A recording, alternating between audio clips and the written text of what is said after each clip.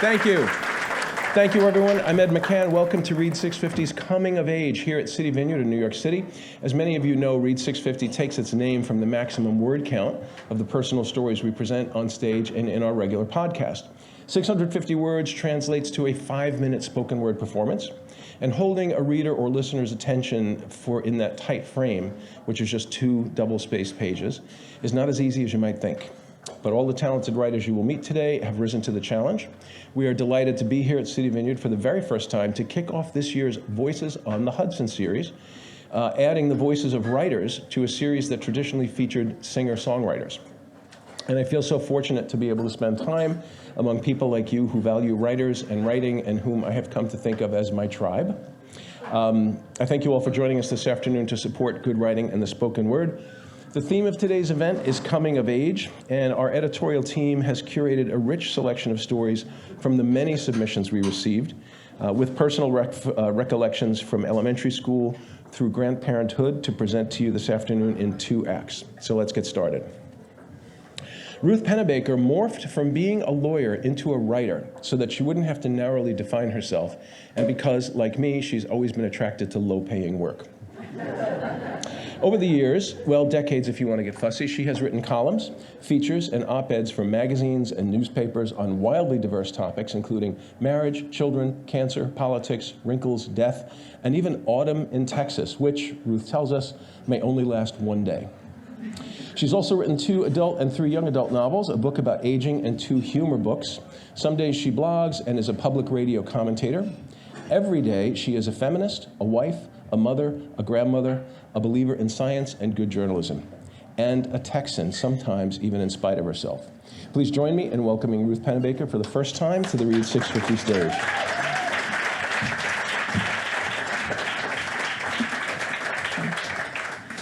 When I was 22, which I now realize was 50 years ago, for God's sake, I worked at a Florida law firm as a secretary. The 4 lawyers, all of them male, were preening prima donnas who made a good living defending insurance companies. They were slavishly tended to and fawned over by the legal secretaries, who were all young or middle-aged women. The fawning over bit seemed to be a part of the job description if you wanted to make it as a secretary in the firm, which I didn't, as it turns out. I was a recent college grad who finished my work quickly and popped open long 19th century Russian novels every chance I got, so I wouldn't be wasting my life. Also, I couldn't imagine fawning over those 4 bozos. The law firm's bookkeeper sat 2 or 3 desks away from me. She was an older woman named Ida who had gray hair pulled back into a bun, light blue glasses, and a sardonic temperament. Ida didn't fawn either, but I only realize that now, all these years later. At the time, I was a lot more interested in old books than old people. And it was clear that Ida was at least 50 or 70 or something. The weeks and months passed. I plowed through Dostoevsky until I got reprimanded by the firm. I didn't look busy, I was told. I looked like I was loafing, reading Dostoevsky. I needed to pretend like I was typing or filing or doing something useful. This feedback reinforced my belief I was working with a bunch of losers who clearly didn't realize how special I was. I needed to quit soon. A few days before I turned in my notice, I ran into Ida on the sidewalk after work. She was crying. Her husband had just died, she said. She had written a letter to her husband's family in Germany, telling them of his death. Would I read it to make sure it was all right? The letter was plain-spoken and typewritten. It told her husband's family of his sudden illness and death, mentioning the long decades they had been together. He was my man, she said at the end of the letter. Nothing explicit about love or grief, only that someone irreplaceable to her was gone. All these years and decades later, I've lost or forgotten so much from those early years. I've forgotten much of Dostoevsky. I've lost the idea that I'm special and too good for the world I find myself in. But I've never forgotten standing on a city sidewalk and being witness to the heartbreak of an older woman I've hardly even noticed before. I don't know that I ever saw Ida again, but I can still see her now, bent over and clutching her letter to her chest. Someone whose raw pain ripped the blinders off my young eyes and made me wonder how much else in the world I'd been missing. As we age, we're always being told to think and act and look like the young. I don't know why. If we pay careful attention to the world around us, we should be growing bigger and wiser hearts as the years go by, shouldn't we? And isn't that what we should want more than youth? Thank you.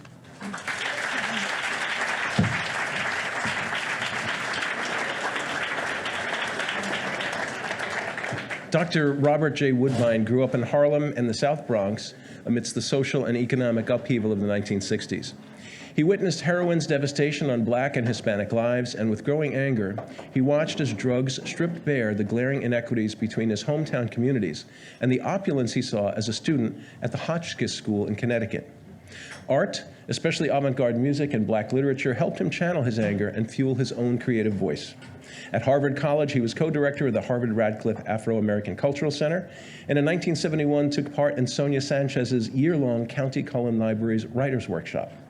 Currently, Dr. Woodbine is a member of the historic Harlem Writers Guild, and his writing has been widely published and presented.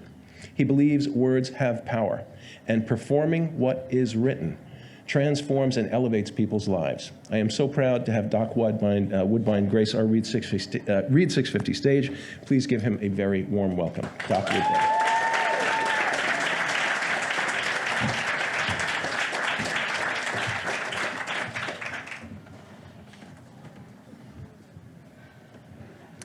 As a Catholic child, just prior to confirmation, I was taught to look up to find God. Hard as I tried, I never did see him. I was too young to know that the rain, clouds, and the rays of the sun were him. I love rain.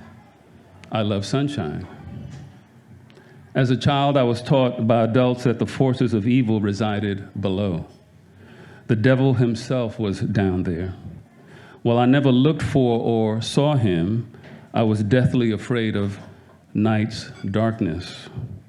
One morning in the autumn of 1963, during 6th grade assembly at PS 154 in the South Bronx, I learned an altogether different lesson.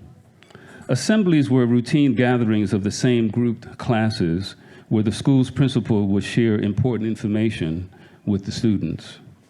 It would set the tone for the remainder of the day. In this instance, it set the tone for the remainder of my life.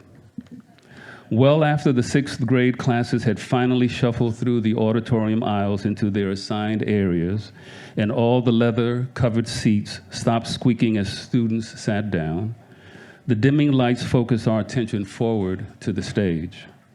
There, the heavy maroon-colored mohair stage curtains slowly separated apart, revealing the white projection screen that walled off the rear of the stage. The principal instructed us to watch another Universal newsreel documentary film. Fidgeting in my seat while running my fingers across my chocolate wide wale corduroy pants, I could see the dust particles floating through the projector's light beam coming from the reels rotating on the projector. Soon faded into the background as the sound of the feature filled the auditorium. Accompanied by wartime patriotic fanfare music in the background, black and white images of American soldiers with rifles marched across the projection screen. Tanks rolled through German towns, and P-51 Mustang fighter planes flew by. In a Cronkite-like timbre and cadence, the newsreel announcer was describing the heroism of the brave American soldiers liberating the concentration camp prisoners. As I looked up from my seat at the screen, I began to see the images of stark, barren, and dusty fields surrounded by barbed wire tall fences. Behind and against those fences stood half-naked ghosts, men, women, children. Their eyes were sunken deep into hollow sockets. All were bald, which I thought was odd, especially for a woman to not have any hair. I could see the clear definition of their bones because each had on more clothing, sparse as that was, than flesh. No one wore shoes. Their abdomens were sunken in deeper than the cheeks on their faces. Most shuffled slowly and seemingly dazed and profoundly exhausted. My eyes were then led to see what I could not comprehend, what made no sense. At first, I thought I was looking at a very large mound of pieces of tattered clothing. Suddenly, my focus shifted as I began to realize that it was not just clothing. I clearly saw skeletal bodies strewn one atop the other. Most were unclothed. Arms and legs, such as they were splayed in odd directions like mannequins. But these were people. I clearly saw skulls and empty eye sockets. Pelvic bones and scapula protruded like angel wings throughout the mound. I clearly saw hands and toes. All these people discarded like one would trash into a heap in broad daylight without a care, without any compassion. My heart and soul ached, and I wept. I was shrouded in overwhelming sadness as I watched the misery of these people. In tears, I looked up at the screen, not for God, but trying to fathom how it could be that any human being could mistreat another so callously, without a scintilla of regard. That morning, in the auditorium's darkness, amid the projector's bright lights, I learned about the malevolence of men.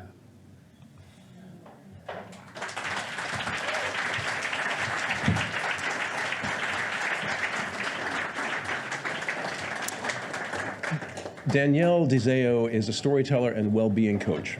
While still in college in the Hudson Valley, she founded The Purple Thread, a campus club to help those healing from abusive relationships. Today, it remains her creative home, where in community with others, she explores the art of connecting to ourselves and also pursues the practice of noticing the light inside, out, and mostly in between. Danielle is drawn to writing creative nonfiction, most recently at the Writer's Circle and Memoir Magazine workshops. She has a decade of experience in live events and has burnished her bachelor's degree with a certification in holistic health and Reiki energy healing. Please welcome Danielle to the stage with her story of intergenerational devotion and dancing. This is Danielle DeZao.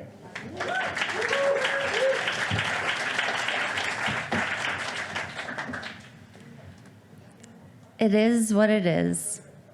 My grandma recited these words in an almost song-like way. She punctuated them with a subtle smile and a smooth sip from her glass of red wine. My dad, her son-in-law, would say, "A little more, Duke?" as he was already pouring just a little more. She rarely drank more than one glass in a night anyway, but I loved the intention of drawing it out. All right, just a little. To us, she's Dookie. I can't exactly remember how or why, but my grandpa referred to her as the Duchess, making us laugh, making it stick. My mom's mom, my grandma, Duchess, Dookie, is barely 5 feet tall, but she's a force. We wondered if her feet could even lay flat. She was only ever wearing heels. Even her slippers had height. Yet she was always running around, keeping up with us, if not taking the lead. Once while playing hide-and-go-seek, my brother and I could not find her anywhere. After searching high and low, we looked down the long hallway of our then ranch-style home to find her calmly swaying in the rocking chair. There was that smile, childlike almost, pleased with herself. According to my mother, I know Dookie was a tough one herself, but she was playful in her role as a grandma. When I was small enough, I would prance around her pristinely organized closet, trying one pair of size 5 shoes after another. As I grew older and my feet larger than hers, we moved on to the jewelry hidden in her vanity. I was mesmerized by the way her little hands would dig into the space between the cushion and the stool, revealing boxes and bags of accessories. I spent hours touching every single piece. Open, admire, wonder, cherish, close, repeat. My mom would ask her, "Why don't you give her a piece you can see her enjoy?" But Dookie snapped back, "She can have them when I'm gone." The drama. But even then, I knew I would always want her more than her things. I didn't know what was real and what was costume. Instead, I was struck by the sparkling gems of imagination, love, and curiosity, while breathing in the subtle scent of Dookie's Shalimar and Poppy's polo. She would run in and say, okay, it's time. But cleanup always felt like it came too soon. Each time we packed everything away, box by box, a puzzle of trinkets. Dookie taught me how to put things back the way I found them, and when possible, better than that. I eventually understood how the abandonment of Dookie's father affected her, and how a deep pain like that gets carried along, projected even. At a very young age, she learned to fend for herself. There's always a hint of mischief with her. She was smart as a tack, with a strong opinion, and a fierce eye for design. "That's sharp," she would say, with a quick nod. And now, our Dookie is 90 years old, living in a memory care center within walking distance of my parents. I know she is not as sharp, but our memories are. Only a couple of years ago, she glided down the aisle at my wedding, waving to her longtime fans, while Poppy enjoyed the show from up above. As Dookie and I danced, her Art Deco earrings swayed along as they hung from my ears. I know that her time is passing more and more quickly, but that fire in her still flashes, and not surprisingly, when we least expect it. Once broken hips and all, she'll cross those little legs, very little legs, and lean forward, stringing the words together just so.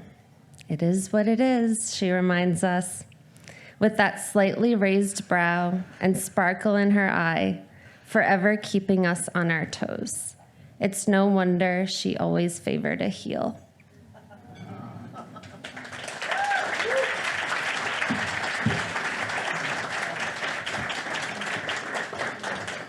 Rhonda Zangwill has been flitting around the edges of the literary life since the Carter administration.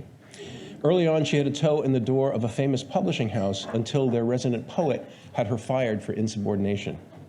Undaunted, she spent the next decades avoiding egomaniacs and instead found like-minded comrades in such places as Teachers and Writers Collaborative, Girls Right Now, and that's right with a W, Girls Right Now, the Penn Prison Program, The Moth, and now as a member of the advisory team for Read 650. These days, Rhonda also runs writing workshops with the New York Writers Coalition and the Surovich Senior Center. She's published in several literary journals and is grateful for her family full of oddballs, cranks, and crusaders whose barely disguised idiosyncrasies somehow find their way into her stories and poems and essays. This afternoon, Rhonda shares the secret of her personal fountain of youth. Please join me in welcoming her for the first time to the Read 650 stage.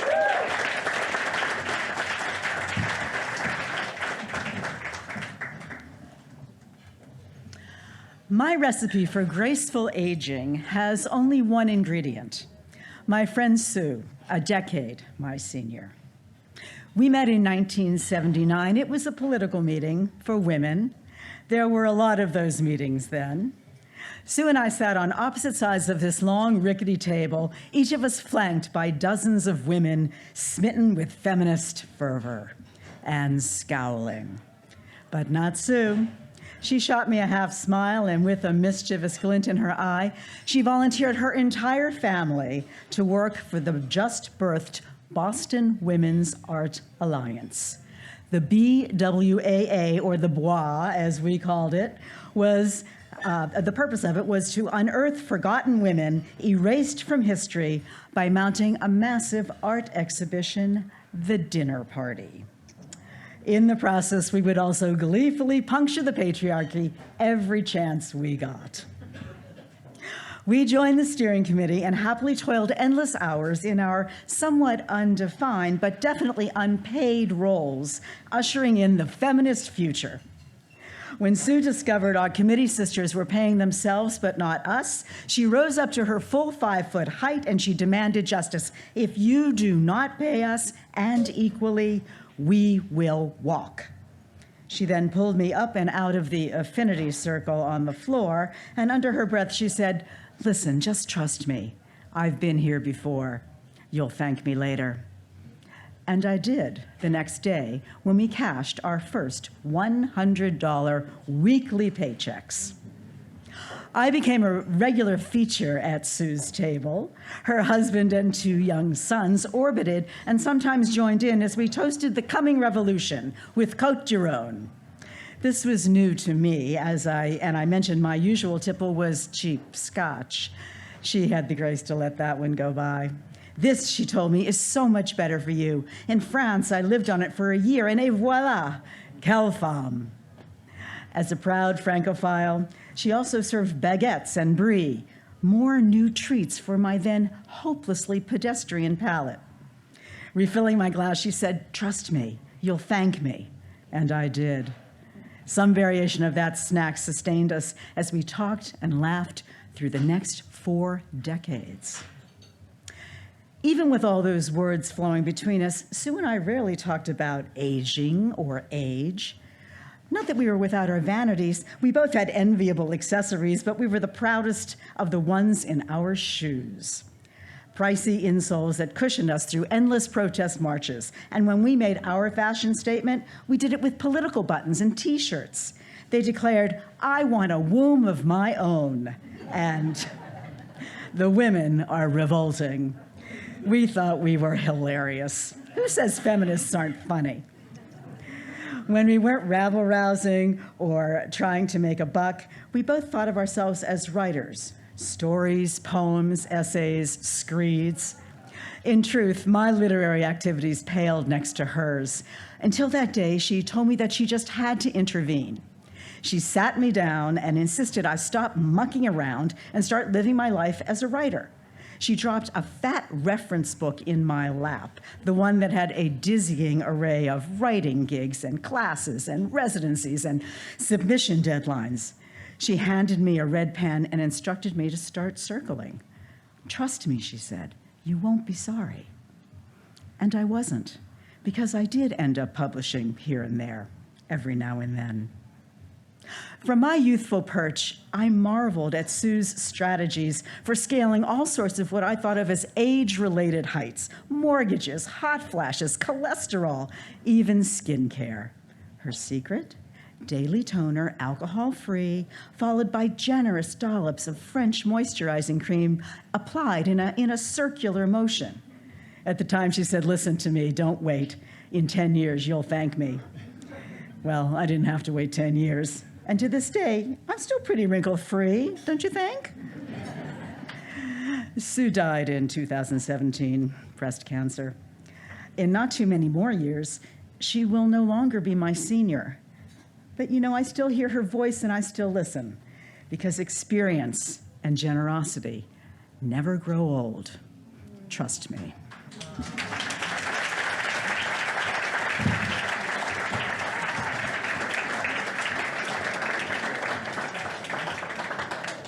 Elizabeth Rosen Mayer is a former lawyer who found true happiness as a speechwriter.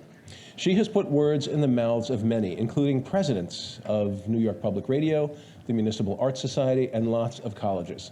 She speaks for herself as well, with essays that have appeared in several publications. Elizabeth taught literature at Queens College, Hunter College, and through Marymount at the Bedford Women's Correctional Center. She also works on dramatic series, including one with playwright Tom Donahue entitled The Whole Truth. Her latest television project explores the unknown origins of Brown versus the Board of Education. The good news is that it was optioned by Pioneer Pictures. The less good news is that it has remained in development limbo since 2019.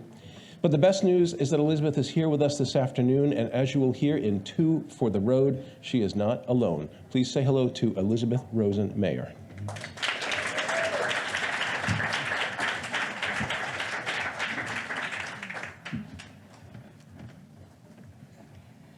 She knew she was beautiful, and she received compliments without surprise. Almost always in motion, bounding up hills, leaping off stone walls, swimming across distant lakes, her blonde hair slicked back from her face, she ran as if her feet were spring-loaded. Somehow, she always seemed feminine, with just a little swagger in those hips, no matter how fast she was moving. She was my beloved golden retriever, my steadfast companion through middle age. After my husband died unexpectedly, Maddie and I became codependent. I tried not to let on, but when I was with others, it was really her I wanted to see, and vice versa. When I had to travel to Los Angeles for work, we became bi-coastal adventurers. She nestled into the back seat, patiently taking in endless two-lane blacktops. She became rowdy only once, when we visited Las Vegas, which seemed to call out to her inner showgirl. Together, we were able to do what my husband could not. We aged. My jawline suffered, her sprint shortened. A week on a stringent diet no longer made those 5 pounds I gained disappear. Maddie spent endless hours in her favorite chair, casting a cold eye at the neighbor's cat she used to delight in chasing. The French have an expression we lack in English, un coup de vieux, a shot of age. It's a more accurate description of how we really age. We go along exactly the same for 5 years, have a bad 3 weeks, and suddenly look 5 years older. Maddie's coup de vieux came first. She woke up paralyzed one morning, suffering from vestibular disease, dog vertigo. She spent a few difficult nights in the ICU, but was happy to come home, even though her gait was wobbly and her head was always cocked to one side. In time, she recovered her equilibrium, and while she no longer gave deer a run for the money, she showed the same gusto for accompanying me anywhere I chose to go. We rented a place by the water in Marina del Rey, and little by little, our short walks revived her. Back at home, not even a torn ligament kept her from my side, well into her 16th year. Then it was my turn. On a cold February morning, I was told that the faint pang in my chest was the result of a tumor, most likely malignant. When I returned home from the hospital, I walked gingerly while Maddie kept pace beside me. When neighbors came over to say hello, my canine companion turned fierce, barking and pulling at her leash, warning others to stay away. She knew a member of her pack was weakened, and she was determined to keep me safe. As she approached 17, she could no longer climb stairs or enter a car without help. We became accustomed to each other's weaknesses and occasional noises. We still enjoyed snuggling, but were relieved to avoid anything requiring long exertion. When I look back at pictures of her in those last days, with her white snout and her slightly hunched stance, I realized that I never really saw her as she looked to others. I always saw the athlete, the silky blonde, giving chase to a squirrel she never caught.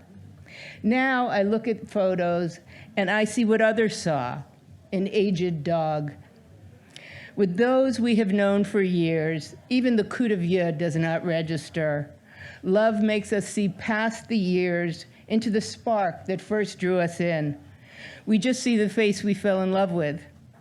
Aging is just a little harder without a loving witness, a companion to see past the crepey skin under the eyes to the days when they were wide in wonder, staring down an open road.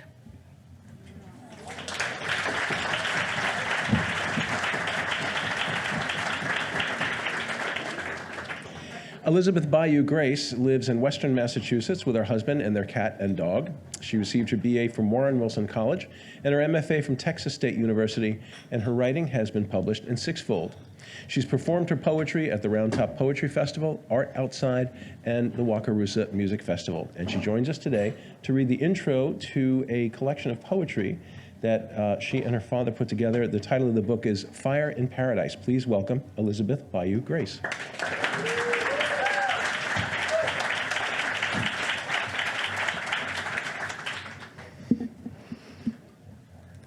Among other identities, I am the daughter of a poet. When I was small, poetry was mostly a game. Daddy asked me to do the one about plums, and I oblige. This is just to say, or the wheelbarrow, and if I forget that the chickens are white, I start over. If I do it well and right, the joy on his face beams. Even if I do it wrong, we are sharing a moment between just us. I am my father's baby girl. Life is good. We do mostly William Carlos Williams. But sometimes we do the ice cream poem, and if I close my eyes and really focus, I can hear the sounds. Con, Q, piss, ant, curds. To me, it's all complete nonsense. I might as well be memorizing Jabberwocky. Almost 20 years later, when I am reading the entire works of Wallace Stevens for my MFA, I find for the first time in print The Emperor of Ice Cream. And if I close my eyes and really focus, I can hear all the sounds. Over the years, poetry has been many things to me. A party trick, a life raft, a secret language, an eluding muse. I learned about Sharon Olds from the poster in his office in the attic. Emily Dickinson from a book left with no explanation on my pillow in high school. Lunch poems when I was woozy from morphine post-hip surgery. James Wright driving across the Walk-Hill heading home. So to say that my father's voice is in my head when I write is an understatement. Chief sits in the room in his daily uniform of jeans and a band tee. One leg crossed over the other, always.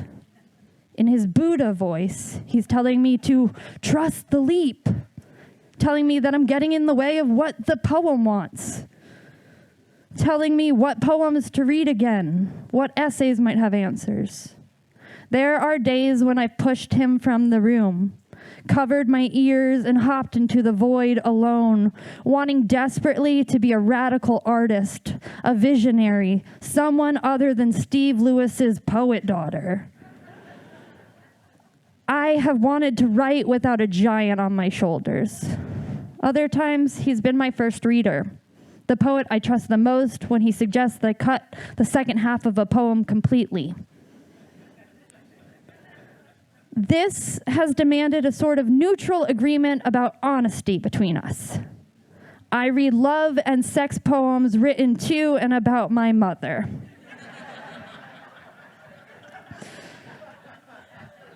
He reads a rotating cast of bad ideas and dangerous characters.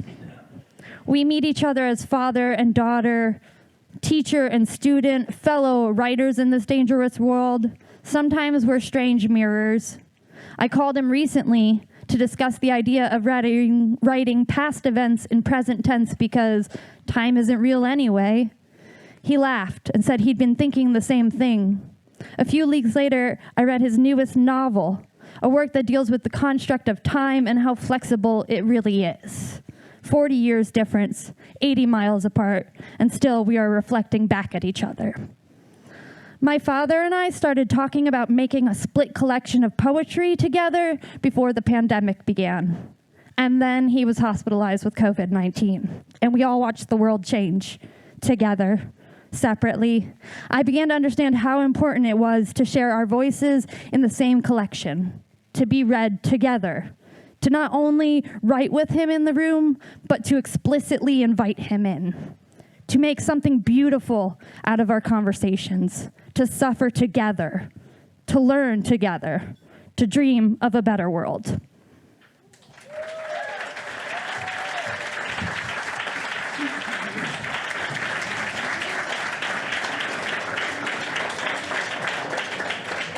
Well, we will round out our triad of Elizabeths with Elizabeth Pimentel, who grew up in a conservative Massachusetts family, and while still young, she became the kind of person her parents warned her against. Not long after entering NYU, she helped take over the university to protest the Vietnam War. This turned out to be a prelude for a bigger stage, attempting to shut down the government in Washington, D.C., an action for which she was jailed. Later, Elizabeth joined a commune in Denver and drove a taxi. When she went back to school, she earned a degree in physical therapy from the University of Colorado and from Columbia, a master's in motor learning.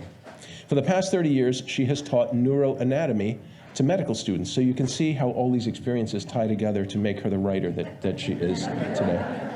Elizabeth and her husband live in the Bronx, where they raised their 3 boys. Her work has appeared in such publications as The Washington Post, Salon, and The Daily News, and she is currently writing a memoir about cab driving. Today, Elizabeth closes Act 1 with a tale that illustrates the strength of her matrilineal line and, not incidentally, settles once and for all that there really is no place like home. Please give a warm welcome to Elizabeth Pimentel.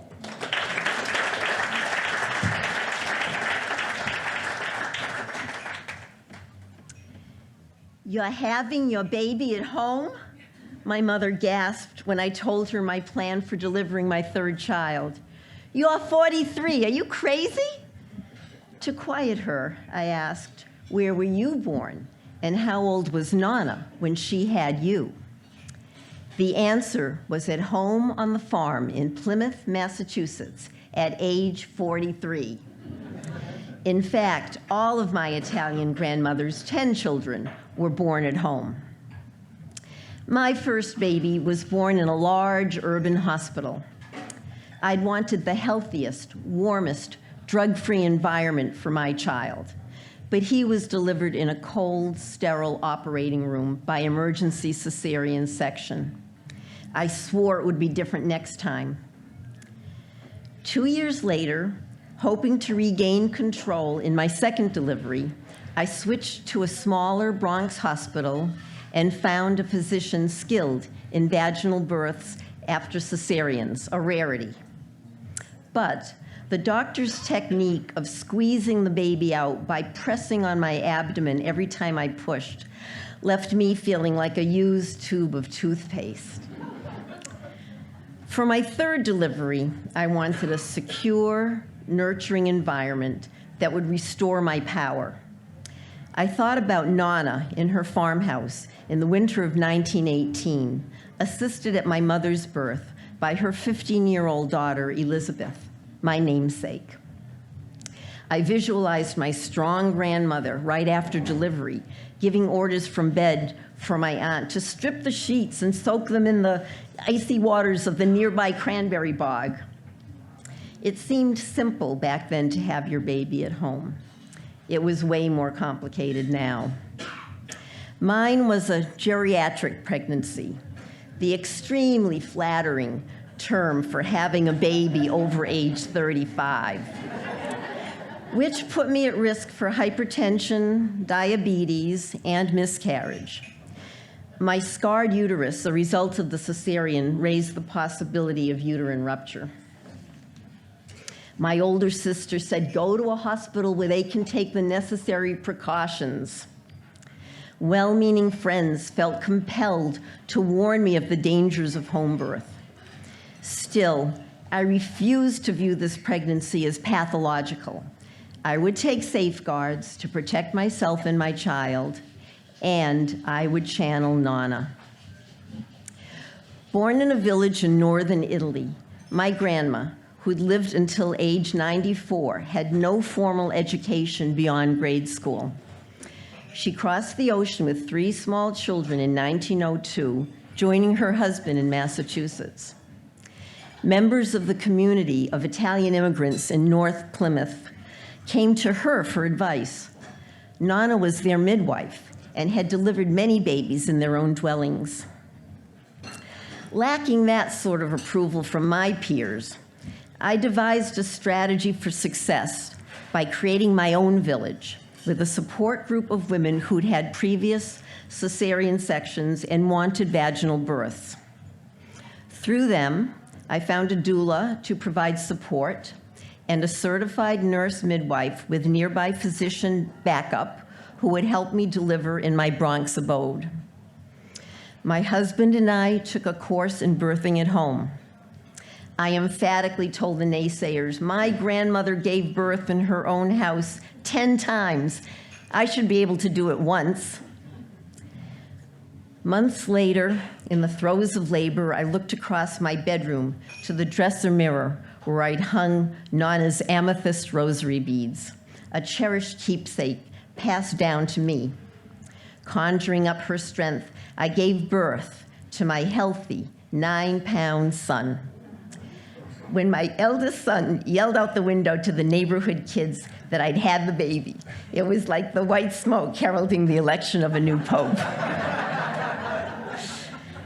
I can't say that I did it alone, because my midwife, my husband, and doula were all attending to me, while my children, watched by my sister's daughter, played downstairs. I can say that I pushed my third baby out under my own efforts without medicinal, physical, or surgical interventions. I did it with the help of family and friends, an old-fashioned support system, like my grandmother before me.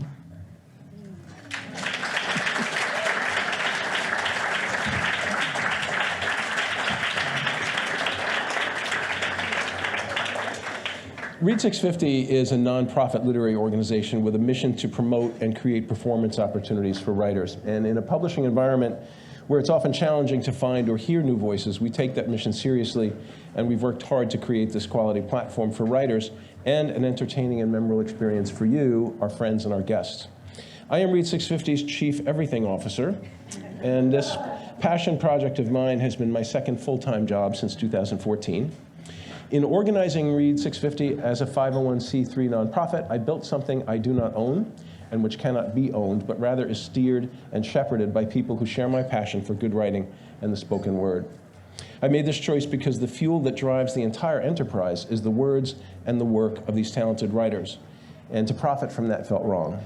And while I may not be a good businessman, I am proud to feature their fine work.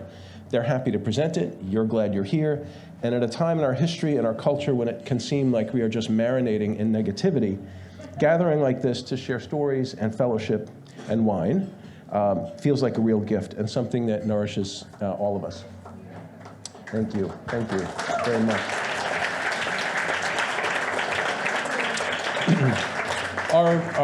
So we're a volunteer organization, and our volunteer editorial team places a strong emphasis on the craft of writing, and they read dozens and sometimes over 100 submissions on each topic before selecting the work that we present and record at events like this one, many of which have a second life as the podcast we launched as part of Carnegie Hall's citywide Spring Festival in April of last year.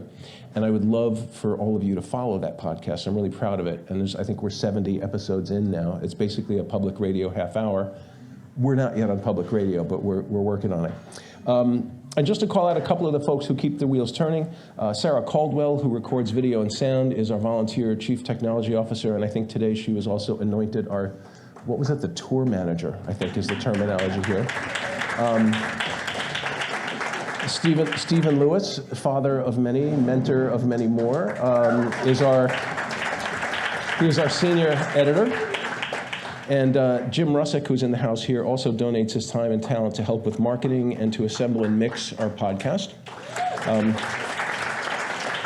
So our intent and our ambition is to scale up to attract more writers, more followers, more listeners, to feature more diverse voices, and in addition to our podcast, to establish that home on public radio where we do belong, and that's what we're working to do.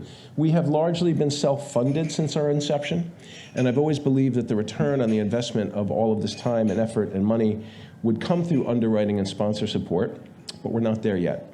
And while a portion of the tickets that you purchased for today's show do flow through to us from City Winery, we don't yet receive grants or sponsorships or any outside funding beyond gifts from our donors. And the truth is, we need funds to offset our basic operating costs and begin to pay for an intern, a grant writer, and some marketing assistance. And your help will take us to the next level.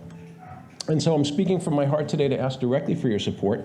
You make it possible for us to continue this work, and your gift is an investment in our mission to promote and create performance opportunities for writers. And so weeks ahead of Giving Tuesday, your email's going to get flooded soon, you know this. And I almost sat this one out, but I have a friend who's like, you have to give people every opportunity to donate. You can't sit this out. But weeks ahead of Giving Tuesday, we have set a fundraising goal of $10,000. And I ask that you please consider a tax-deductible gift today in any amount to help us get there. On the back of your program, you will find a link and a scannable code that will take you to the donation page of the website with options for a credit card or PayPal. And during the reception following the show, I think we may have a couple of other opportunities with, I don't know, if there's an RFID card, Sarah, or some other way that we can scan your wallet or your card or something to do that, if you choose. But we won't do that without asking. Finally, I am very excited to announce, also on the back of your program, our full-day Hudson Valley Writing Workshop on Saturday, November 5th, Uncovering the Authentic Voice in Personal Narratives. And this is a craft-focused day in a fun, supportive environment that will help you hone your voice and draft engaging narratives. Writers of all skill levels are welcome. Food is included, and it is good food, I should say. And the writers who attended our last workshop are still talking about how great it was. Seats and excellent overnight accommodations are limited, and you will find details at read650.org. So thank you all for listening and for being here with us this afternoon. We're going to pause here for a short break of about 15 minutes. And when you hear this bell, please head back to your seats for more great storytelling in Act 2. And I should say, this is the bell my mother used to call us to dinner when I was a kid. I am the youngest of 6 kids, and we would be all over the house, and my mother got tired of hollering, so she would ring this bell, and we knew that it was dinner time. And if you didn't show up when she rang the bell, then she would really start hollering. So anyway, may she rest in peace. I'm Ed McCann. This is Read 650. See you in Act 2. Thanks. Welcome back to the second half of today's show, Coming of Age. And before we bring up the next writer, I want to remind you that we're always working to feature new and diverse voices, and we are accepting submissions for upcoming shows on ancestry and identity, about women in music. And by the way, that is the theme of Carnegie Hall's Spring Festival for 2024. And we have become the spoken word component of the Spring Festivals.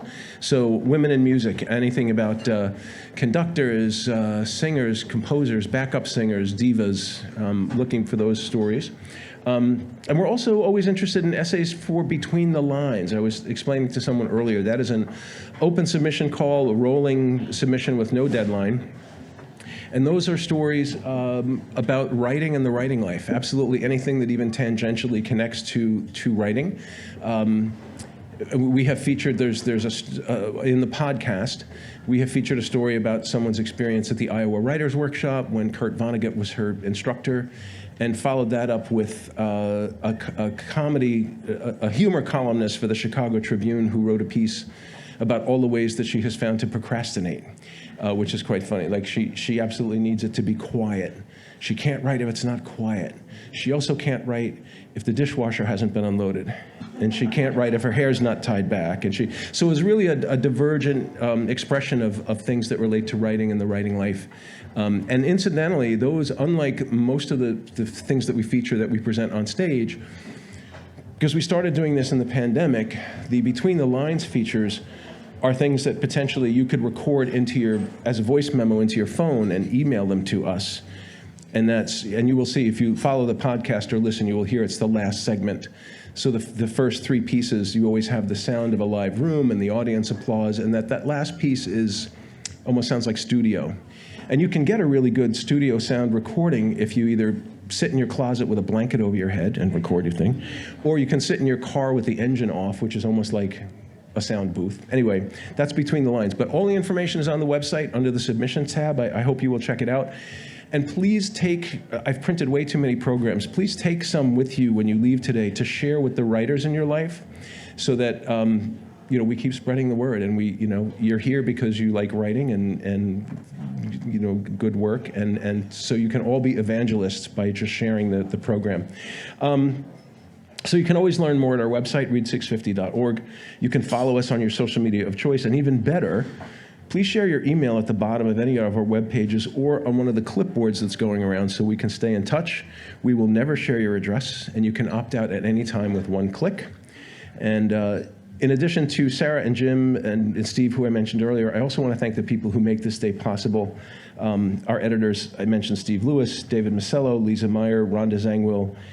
Also grateful to City Winery CEO Michael Dorff, Program Director Ryan Attractor, and Production Manager and Audio Engineer Jonah Knapp-Wilson, who is doing audio for us.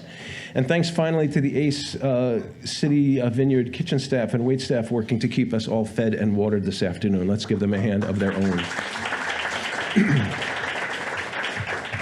And so, Act 2.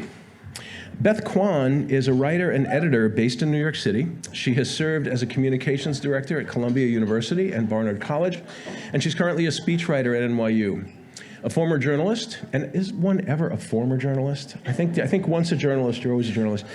She was an editor and writer at Women's Wear Daily and Newsweek, and her work has appeared in Allure, Time Out New York, The Village Voice, and Fortune, among other outlets. Beth also publishes a personal zine called BKNY. And to open Act 2, Beth's story, Lucky Baby, offers a unique spin on loose change at any age. Please welcome Beth Kwon back to the Read 650 stage.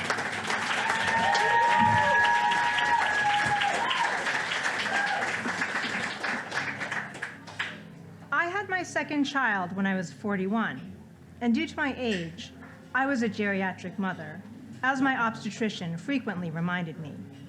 I chose him for his experience and proximity to my office, not for his tact. But I had read enough WebMD articles to know there were risks, and I felt fortunate that I had been able to conceive. While I was expecting, I picked up every lucky penny I spotted. There are many abandoned pennies to be found in New York City. I found the talismans on the sidewalk, on the subway, on stairwells, in elevators. I found them when it was sunny, rainy, snowy, and in puddles, piles of leaves, or on manholes. They were sometimes shiny, dingy, or downright filthy. I only claimed them if they were heads up, of course. During the 9 months I carried my daughter, I amassed 124 pennies, which I still keep on a bookshelf in my bedroom. I'm not sure how I became so superstitious. Perhaps I got it from my paternal grandmother. She believed eating the small, mostly meatless tip of a chicken wing would invite misfortune. She was also convinced that my middle name was bad luck. In Korean culture, a person's name often carries a character denoting which generation you belong to, but it's traditionally bestowed to males. My father had 3 daughters and no sons, so he gave us the character, Yong, in our Korean middle names, which indicated we belonged to the 38th generation of our family name, Kwon. My grandmother promptly gave us her own new names, insisting that because we are girls, the names assigned by our father were bad luck. I collected the pennies, even though I knew many mothers who were older than I that had had healthy births. I knew the chances of my pregnancy going awry were relatively slim. But there is a sort of anxiety-fueled curriculum to modern pregnancy that one can get caught up in. Don't consume sushi, cold cuts, or wine. Exercise just enough, but not too much. Listen to classical music. Avoid stress. It's a long 9 months of trying to live your healthiest life for another creature's future. In spite of the odds in my favor, it felt like a gamble. There were a few bumps. During my second trimester, a scan showed my baby had a short femur, which could be a sign of a genetic defect. I developed gestational diabetes, prompting my doctor to strap me to a machine twice a week to monitor my vitals. I am fortunate these were the only issues I encountered. My baby was due in early September, and by the end of summer, I was ready to stop lumbering around. Besides, it was becoming trickier to bend down and pick up coins. I began to curse New Yorkers who are so careless with their change, but felt that if I ignored a found penny, it might somehow contribute to my daughter's downfall. 2.5 weeks before her due date, I decided it was time. Before leaving work on a Friday, I told a colleague, "Beyoncé's coming," referring to our nickname for my unborn girl. And that weekend, in what might be the first and last instance in which my daughter obeys me without objection, my water broke, we headed to the hospital, and she soon arrived, safe and sound. We named her Nora. My dad chose a Korean name for her, Kyunggu. Kyung means dignified, and gu means 9, indicating she is of the 39th generation of the Kwon line, which can be traced to a single lineage. If superstition prevails, I'm not too concerned about misfortune that might come from bestowing the character on her, even though she's a girl. She has a whole pile of lucky pennies to protect her.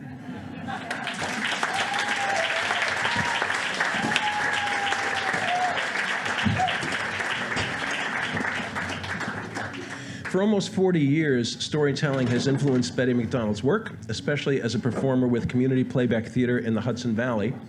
As a versatile artist, writer, actor, and storyteller, she helped create and performed in TMI's What to Expect When You're Not Expecting. Currently, Betty hosts Words Carry Us, a monthly live stream event featuring readings and conversations with writers and artists from Greenkill in Kingston, New York. Her own essays and poems are anthologized in 80 Things to Do When You Turn 80, Open House, Better with Age, and Lightwood, an online magazine. Betty's a longtime Read 650 contributor. Indeed, she has been with us almost since the beginning, having delighted us with essays on topics including love, motherhood, and today, with her coming-of-age story, A Woman My Age. Please join me in welcoming Betty MacDonald.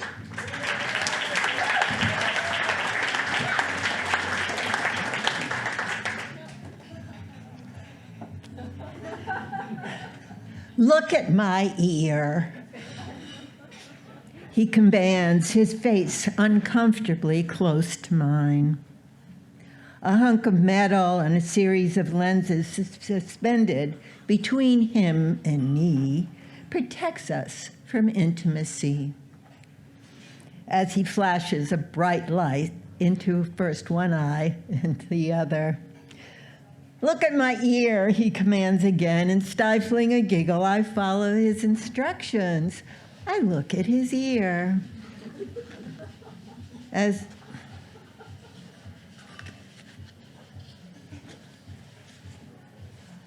As he gazes into my eyes, he explains what he's doing, but I'm not a good listener. All I know, he's evaluating my sight and chronicling my failing vision. "You're doing really well," he says. Put off by generalizations and his patronizing tone, I demand, "What do you mean, really well?" He hesitates and searches for an answer. "You're doing better than expected for a," and then he hesitates, he dithers, "for a woman of your age." As I suspected, my age is the filter through which he sifts information about me. "You won't go blind," he assures me bluntly. Then, in a futile effort to clarify, he adds, "It takes a long time." According to statistics, I will die before I lose my sight. I'm not placated. The theme continues. A few days later, when my podiatrist asks what I've been doing lately. Apparently, she wasn't listening a few minutes earlier when I told her I have 3 performances coming up in the next 2 weeks, 1 Zoom, 1 live stream, and 1 in person with a live audience. Finally, her attention is aroused when I mention I have long last, following the worst of the pandemic, gone back to taking tap dance lessons. She is as alarmed about my dance class as if I told her I was riding a motorcycle through Times Square in a tutu without a helmet. "Be careful," she warns darkly. I insist on knowing, have her patients suffered a lot of injuries while tap dancing?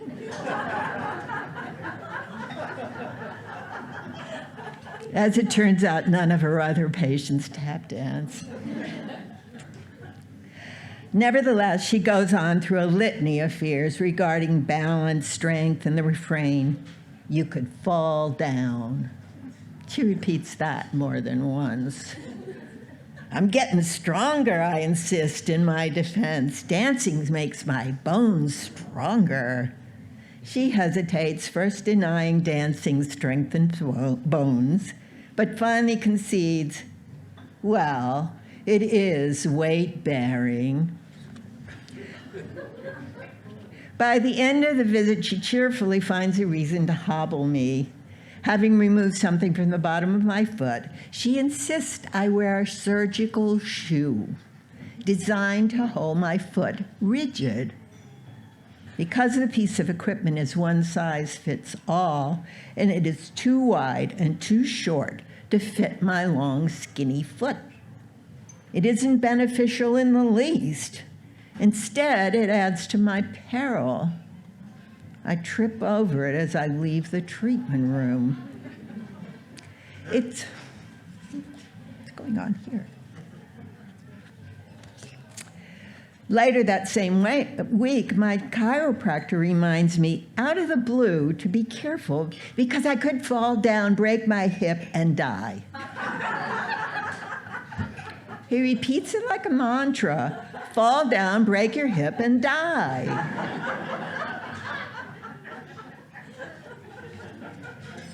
I avoid telling him about my tap dancing.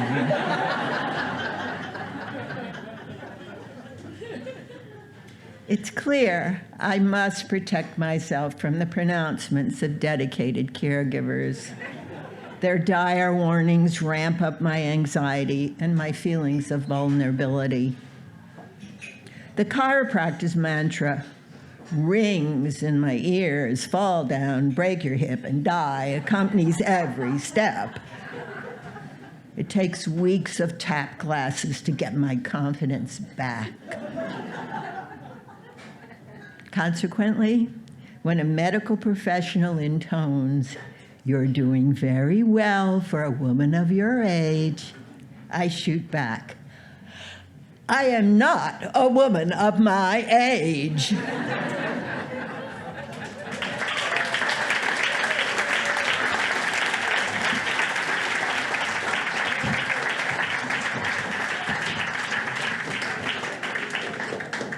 Hunter Klein is a Brooklyn-based writer, producer, teacher, former Little League umpire, and prisoner to New York Jets fandom. After graduating from the University of Pennsylvania with a degree in economics, Hunter realized he knew nothing about economics. So he pursued his other passions: teaching, writing, and comedy at the Upright Citizens Brigade Theater, and he has performed throughout New York City. He recently wrote, directed, and acted in a musical fiction podcast series entitled The Story of Heidelberg, which earned him a Silver Award at the National Audio Theater Festival.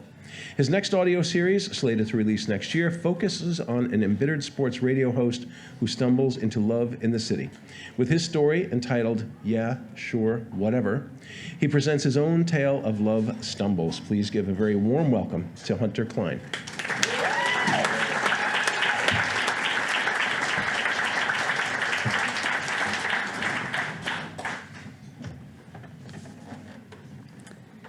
The year was 1609, I think. Henry Hudson had just schlepped his way over to Newfoundland, or maybe she said Verrazano. I don't know. It was all very hard to follow, what with the new girl, E. McGuire, having just been introduced to our unsuspecting class of New Jersey fourth graders. Plundering our concentration levels and ransacking childhood concerns, she planted her own flag and raggedy pink pencil case on the plastic combination desk immediately next to mine. Well played, Mrs. Rhodes. This was a lesson in geopolitics I would not soon forget. Her hair was short, blonde, tousled, hobbity, I'd thought, and face flushed, an element not lost on me, as I too suffered from chronic red face, a byproduct of embarrassment or windedness, both brought on by my robustly pudgy physique. The boys would yap at lunch about our soccer team, the Yankees, chips and carrots, while I quietly shoehorned in complaints about how annoying it was to be this girl's neighbor, how she clicked her mechanical pencil, half Velcroed her shoes, sighed out the window during math in that listless, spectacular, annoying way. Eventually it was suggested that I might have a crush on this girl. The lady doth protested too much, and the terrifying inevitability set in. I was to ask her out. It just so happened to be February, and with February came the chilling panic surrounding the class's Valentine's Day party. I nervously approached my psychologist mother, who brightly affirmed the opportunity the party afforded.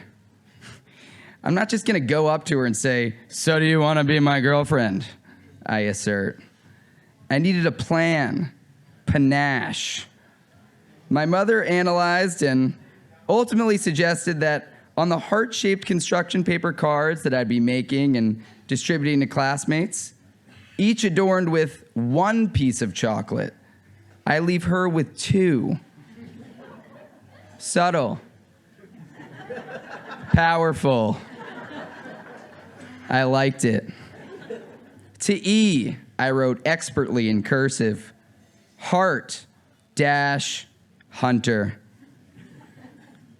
At the party's onset, Mrs. Rhodes announced that she'd serve each of us a piece of heart cake, if we so pleased. Students should methodically set any holiday goodies they'd brought in on their classmate's desk in an orderly fashion. She must have known it would not work so smoothly. At the prospect of sugar, chaos ensued. And soon enough, fear and doubt speckled my lovesick brain like the popcorn ceiling above me. Amidst the clanging and shrieking, would she even see my supersized card? And even if she did, how would she know she was special? Would she think I doubled everyone up, signed everyone's card with Heart-Hunter? God, this plan sucked. The only option was hand delivery.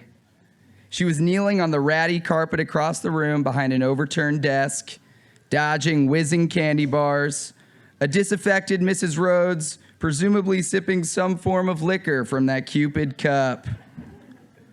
I waited for her friends to leave before marching over, only then realizing that I would likely need words to accompany this symbolic gesture. It struck me that the two of us had not shared more than 20 in our months of courting. Some haze and yeps, but nothing profound or noteworthy. No inside joke or neighborly quip to fall back on. I knelt, exhaling. Hi, happy Valentine's Day. She inspected. Oh, thanks. A deafening quiet. And then, like projectile vomit. So, do you want to be my girlfriend? She looked up. Not at me necessarily, but up. That same listless window sigh. Yeah, sure. Whatever. Oh my God. I flutter home with my boys, heroic, screaming, "She said yes," to my eagerly awaiting mother, only later clarifying the specific verbiage. She congratulated me with huggies and kissies, her shy, tubby boy all grown up. Then asked if we were hungry for a bagel and butter snack after all those sweets. I eagerly accepted. E moved away again later that year, and given our relationship preference of not talking, we never officially broke up. 19 years later, 6 of which spent with my current girlfriend, it's still the longest relationship of my life.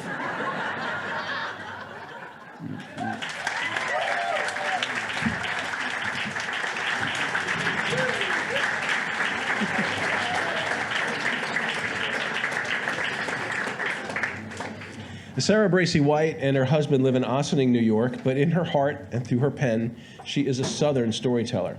She mines her life for poems, essays, and stories, and in 2021, her memoir, Primary Lessons, transformed into an immersive dramatic musical, which debuted live at the Paramount Theater in Peekskill with Sarah in a starring role. Other literary work includes The Wanderlust, a South Carolina folktale, and Feelings Brought to Surface, a poetry collection. Her work has been collected in several anthologies and has also appeared in the New York Times, the Baltimore Afro-American newspaper, the Scarsdale Inquirer, and the Journal News. Sarah frequently graces our stage, so please help me welcome her as she presents her story, Farewell to Miniskirts, with her usual fashionable flair. This is Sarah Bracey White.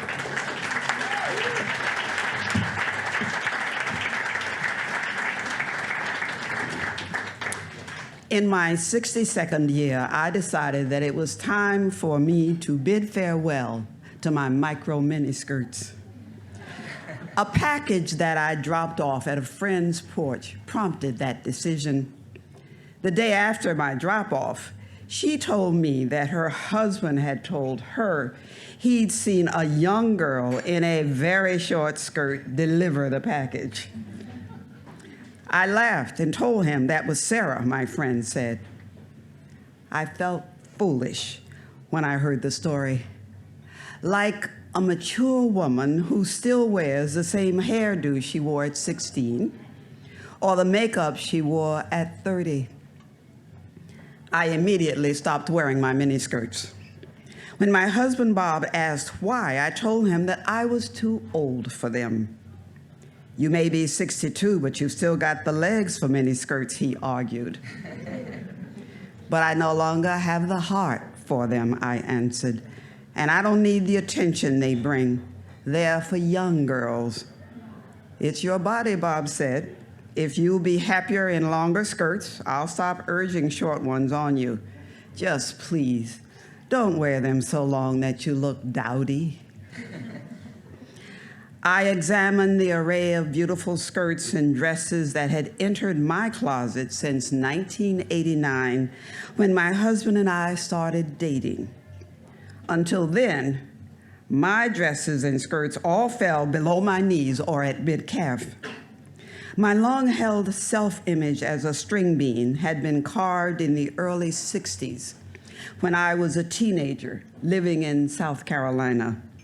The teenage boys I knew liked girls with full hips and thick legs, things I did not have. Whenever anyone pointed a camera at me, I'd position one leg in front of the other in an attempt to make them look bigger. When we started dating, Bob, a self-proclaimed leg man, assured me that my legs were as shapely and fashionable as any model. He repeatedly pointed out photos of skinny, thin-legged women posing seductively on the pages of fashion magazines. They picked her for the ad because every woman wants legs like hers, he'd say, and you have them. Slowly, I began to embrace the short skirts and dresses Bob encouraged me to buy. For our wedding, I chose a Victorian-style two-piece dress in lace with long sleeves, a high collar, and a short 16-inch pencil skirt. I figured that since he liked my legs, I'd show them on our wedding day. After our wedding, Bob perused newspapers and fashion magazines, clipping pictures of miniskirts that caught his fancy. Then off we'd go to Bloomingdale's, Saks Fifth Avenue, or Neiman Marcus in search of them. Sales clerks were effusive in their admiration. "You're so lucky to have thin hips and long legs," they'd say. "These skirts were made for women like you." Soon my closet had rows and rows of miniskirts, A-lines, ruffled, flared, penciled, pleated, polka dots, plaids, abstract and animal prints, stripes and solid colors in every fabric imaginable, from nubby wools and cotton to denim and silk. Like Bella Abzug's hats, miniskirts became my signature style. I grew to love them and the attention they drew, and I finally began to love my skinny legs. As I remembered all the happy times I'd worn my miniskirts, I lovingly folded my shortest favorites into 2 shopping bags and put them in the trunk of my car. At first, I intended to take them to the local thrift shop, but couldn't bring myself to abandon them to an anonymous rack in a secondhand store. They deserved better. They were still beautiful, in perfect condition, and according to the spring fashion shows and recent magazine ads, they were still trendy. I decided to give them to the next skinny-legged teenage girl I saw on the street. Maybe they'd make her feel like they once did me, confident and beautiful. When you're young, external things sometimes shore up an unsteady ego. Now that I'm a woman of a certain age, I don't need those crutches anymore.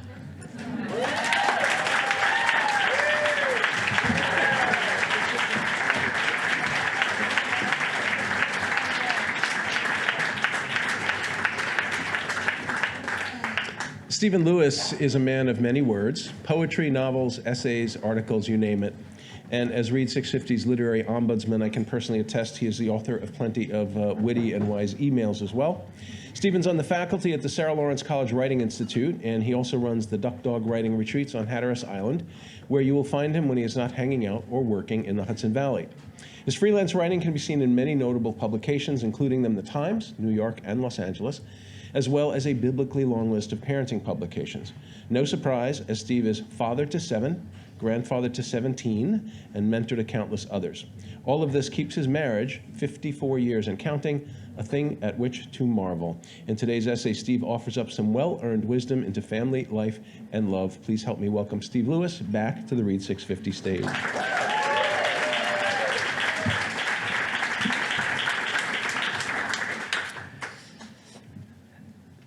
More than 54 years later, I'm still slack-jawed. Not a pretty pose for a man my age. It's tempting to make a lame joke about not being old enough to be married this long. But here's the unfunny truth. I'm 76, old enough in body and spirit to be married a really, really long time. End of story. Or at least the end of that story. Then there's this slightly more nuanced tale that begins with all the people who have been telling us how lucky we are, as if we needed to be reminded. In that storyline, there are two narratives, one told by the sweet ones who have romanticized our long love. Alas, they're not talking about us.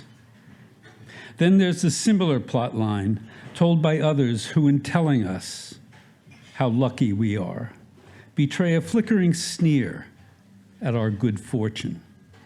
Again, not us. Both are right, though, about being lucky. We're lucky that we were born in this country. Lucky that our parents could afford medical care and healthy food.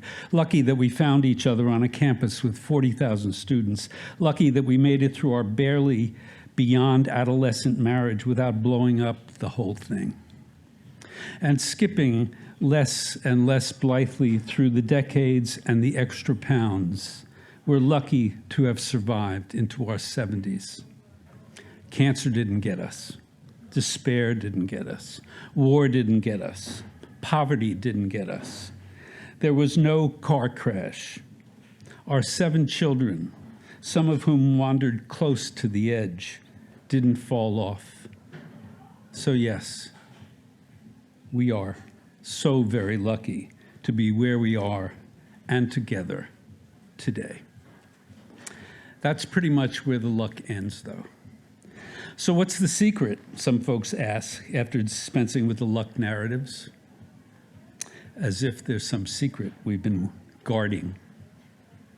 So I shrug. Others slyly suggest that we lack courage, asking with a smirk, don't you get bored sleeping with the same person for half a century? Nothing to do but shrug again. So the story, our story, my story, the real story of being married 54 years seems to come down to that daily moment of standing in the doorway of the several homes Patty and I have shared, made babies, welcomed in-laws and grandbabies. No matter how many fantasies, illusions, delusions I have created about myself since I was a child, no matter how many masks I have worn out in the adult world, no matter how carefully I have constructed notions of who I should or might be, standing right there at the portal is the me she knows in her bones, an ordinary, ever-aging, growing ever homelier man by the day. On bad days, it's frankly humiliating to be me standing there. Better days, most days, it's simply humbling, which is not such a bad thing. I've always known, as I think we all know, that turning heel and walking away has always been an option. Not running from her or us, just me. Yet every day for more than 54 years, I have walked through that doorway to enter into the embrace of a woman and a house and a life and a love that is so real, so gritty, so true, so messy, so infused with earth and sea and sky and babies and sickness and health and betters and worses and the always inescapable past. All of it so scary and so delicious and so banal and so sexy and occasionally so painful that being together for 54 years defies all cultural cliches of high romance or dark drudgery or luck. One cup of coffee after another, one glass of wine after another, one kiss after another, dishes set, dishes washed, dishes put away. 54 years. More than 19,000 doorways, one doorway at a time.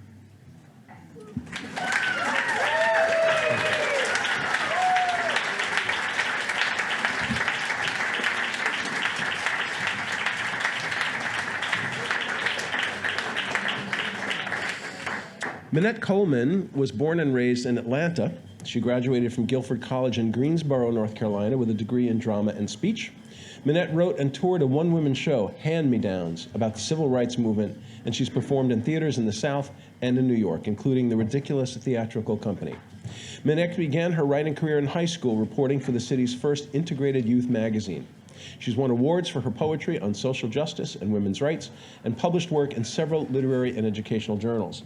Minnette, who lives in Harlem, has also written 3 novels, and as a member of the Harlem Writers Guild, she continues to write Black historical fiction because she doesn't, quote, want our stories to be forgotten. Today, Minnette fulfills that promise by relating a first-hand account of a child growing up far too fast with her essay, Just a Doll. Please say hello to Minnette Coleman.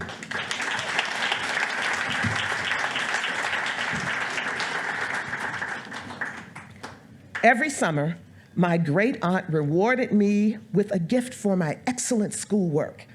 The summer of 1959, I wanted Barbie, a pale-skinned doll with yellow hair, painted on facial features, and an anatomically incorrect figure that was the envy of most women.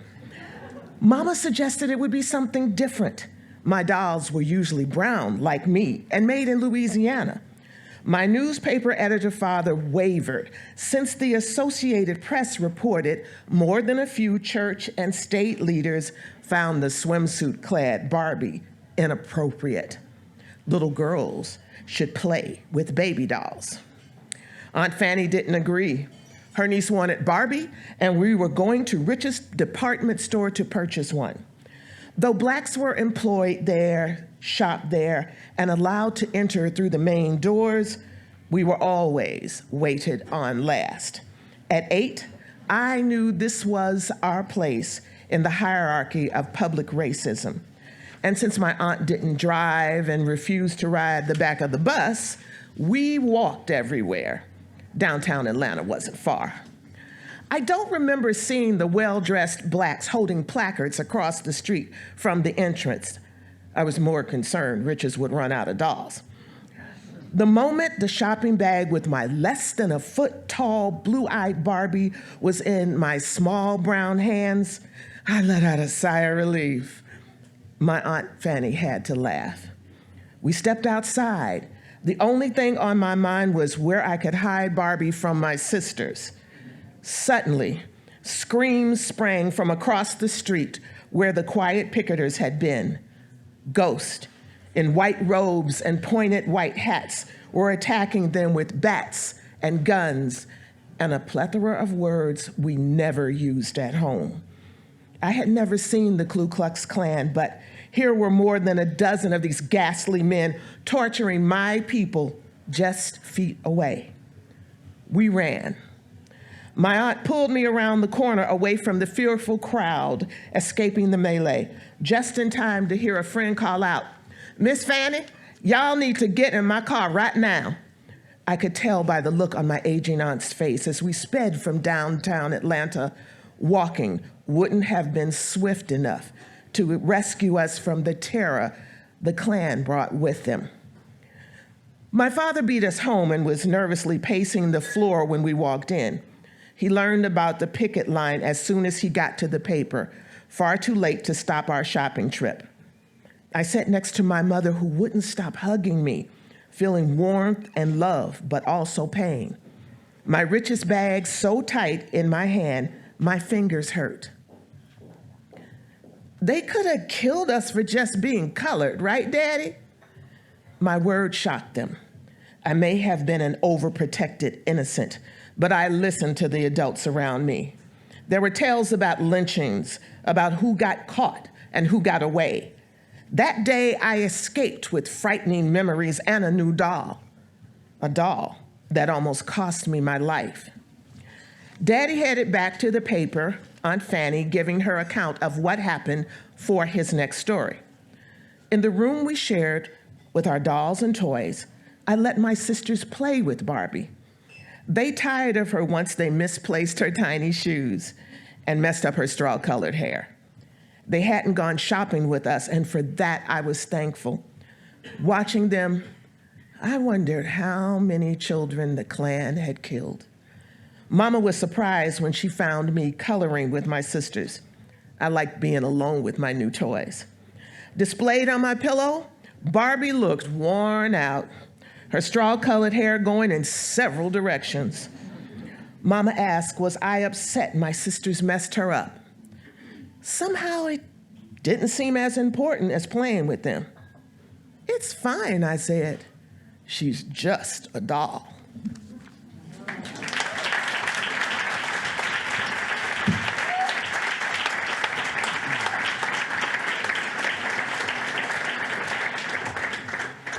Shane Phelan has been a teenage alcoholic, a young Republican, a professor focusing on LGBTQ politics and feminist theory, a nun in an Episcopal convent, a parish priest, and a co-founder of an ecumenical monastic community dedicated to Mary Magdalene.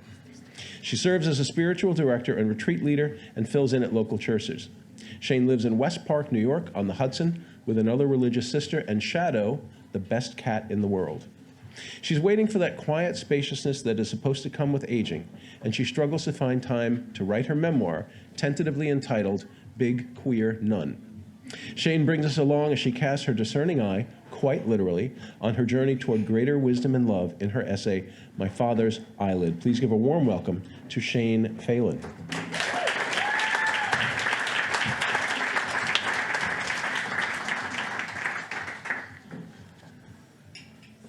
My father had a droopy eyelid. I don't know just when it started to droop, but by the time he was 60, he had a noticeably droopy eyelid. His narrow face had begun to sag, and folds of skin didn't exactly bag, so much as sort of slide halfway down from their homes. I turned 65 last fall, and I had been looking forward to it for months. I anticipated saving money on health insurance and beginning to draw a little pension rather than paying in. But I didn't retire exactly. I'm a nun, and we don't retire so much as downshift. I did smell the possibility of being less driven, of finally settling down to the contemplative life that I'd been seeking for decades. I've wanted it, but my natural tendency is to do stuff, to be relevant and productive. Now I have the opportunity to be present and relax, if I can stand it. My health is good, my hair refuses to turn gray, so there are times when aging seems abstract to me. I can revel in the promise of slowing down without actually being forced to do so by my creaky body. I go to the gym and I pump a good amount of iron, and I can still dance like a maniac. But when I look in the mirror, there's another truth. I have my father's droopy eyelid now. I have that sliding face. From a distance, I may look like I did 10 years ago, but when I stand in the bathroom or see myself on Zoom, I see the evidence. This will only end one way. I weigh about what I weighed in high school, but it's all closer to the ground than it was. And I'll never again have the stomach that I had before my hysterectomy, or the taut, smooth legs that got me into trouble when I was young. I'm going the way of all flesh, inch by flabby inch. I want the wisdom of age. I want perspective and balance and peace. And bit by bit, these are coming. But they're accompanied by diminished focus and memory, by increased reliance on Post-its and slips of paper in my calendar. We used to laugh at my mother for her notes stuck on doors, but now I'm the one with the prosthetic brain. I look like my father, but I trail paper like my mother. In my 20s, I looked at pictures from my childhood and I cried. How did that shining girl turn into miserable me? Over time, with a lot of work, that girl emerged again. And I'm younger now than I have been since I was 8 years old. Inside. Outside, I have a droopy eyelid and sagging skin. It's a package. I expect that as I continue to age, God willing, I will sag more, and I will pump less iron, and I'll dance less, and I'll walk more slowly. And if I live long enough, at some point I'll become someone else's concern. I'll need them in ways that are abstract now. And I will know more and more what it is to trust in love. I will trust more deeply in God's love, and I will come to trust and to know more fully the love of others. These years have shown me the huge reservoirs of love that surround me, and I'm learning to drink from them. After years of being the strong one, the rock, I'm letting myself be loved. I'm letting myself love others and finding deeper wells of compassion and patience. I'm flourishing. I can't begin to know how this plays out or what stations I'll arrive at on the way to death. But I know that no suffering and no hardship will separate me from the source of that love. And that, my friends, is worth more than a dozen beautiful eyelids.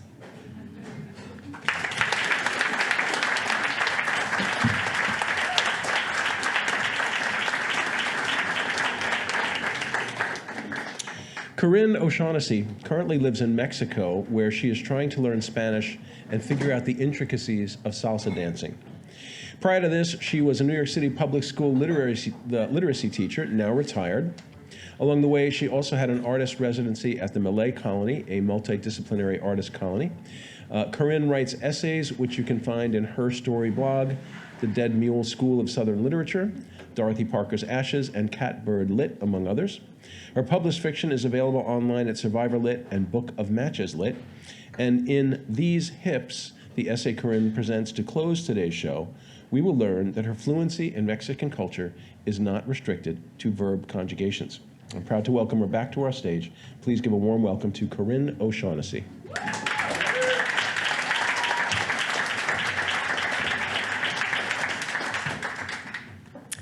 Even though I am not the best dancer, I love my nightly salsa, bachata, and cumbia classes in Oaxaca, a place I've been living for a few months. Every moment, even when I can't get my body to do what my eyes see it's supposed to, I relish trying. That is until tonight. Tonight, the final routine is a bachata sequence. Bachata is famously sensual, and this particular sequence is especially so. My partner, Emmanuel, is perhaps in his mid-20s and has a gentle smile and dark, sparkling eyes. I am 61 with a deep vertical thought crease between my eyebrows and crepey skin more often found on 90-year-old tanning bed addicts. For the first time, I find myself, while counting uno, dos, tres, hip flick, cuatro, not pondering will I be able to memorize and execute this routine, but am I allowed to? May I swing my hips and roll my body like I know I can? Or will doing so mean I have become a bad aging joke? After a few básicos with vueltas, there's an open move where partners end up back to back, arms outstretched, fingers gently clasped. When hands are released, the woman floats her arm in a gentle oval above her head, while the man reaches behind his back, finds her hip and tugs, like starting an old gas-operated lawnmower, to spin her for her 4-count vuelta to the right, then a tug on the other hip and a spin to the left. She lowers her forearms until they rest softly on the man's shoulders, while he embraces her with his hands flat on her shoulder blades and dips her back and to one side while she makes a semicircle with her hips, then repeats the dip and semicircle on the other. The sequence ends with the woman making a final extra wide booty arc that flows into a body roll, ending in a chest tap. As I tap Emmanuel's chest with mine, I wonder, is this young man throwing up a little in his mouth?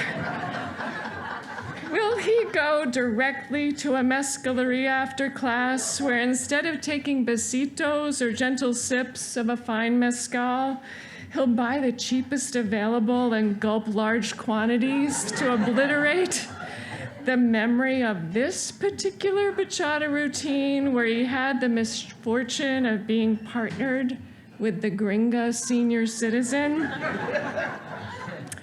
My neurotic mental nosedive is interrupted when he taps my right hip with his left hand and guides me through a wider, more pronounced booty arc and demonstrates a more accentuated body roll that he asks me to mimic.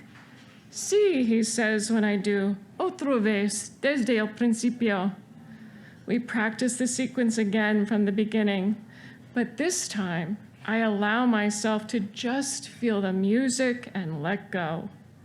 With each dip and turn where I trust he won't drop me, I melt into the movements, and as my hips complete the final wide arc and I tap his chest with mine, he looks me in the eyes and says, perfecto. My moves certainly weren't perfecto, but what was the complete joy of moving together. A slow, shy smile broadens across his face, and he begins shimmying his shoulders and gestures for me to do the same. We end the evening laughing quietly, shimmying and spinning, and doing our own little bachata thing. And I am reminded once again how much time I spend potentially ruining beautiful moments by projecting my own insecurities onto the minds of others. Am I allowed to body roll and swing my hips? Yes, I decide. Yes, I am.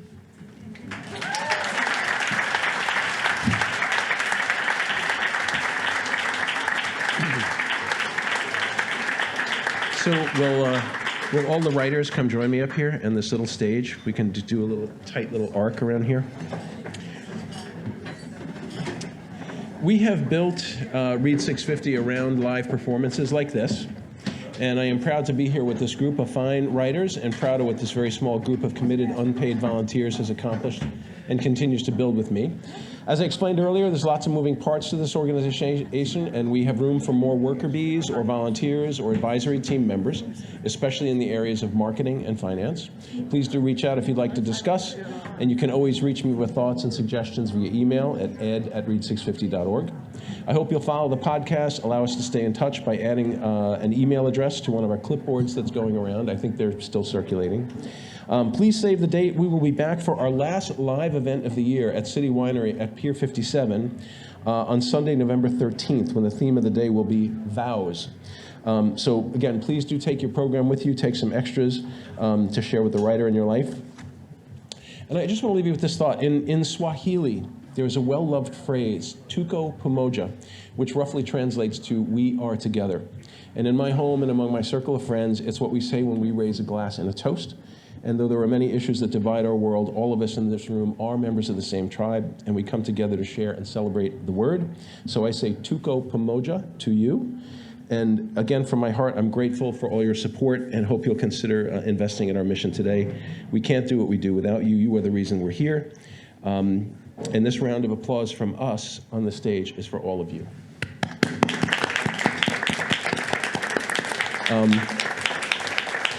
He couldn't be here with us today, but our friend Malachi McCourt never missed an opportunity to close the show by saying, "Live every day as if it were your last, and one day you'll be right." So please don't rush off while there is still wine to drink and people to meet. And if you enjoyed yourself today, please tell your friends about us. And now, just one last thing that we haven't rehearsed. We're going to try. We're going to do a bow. Watch this. You ready? Can we do it? In 3, 2, 1. Here we go. 1. Can we do another one? One more? All right, one more. Thank you. Thank you. Thank you.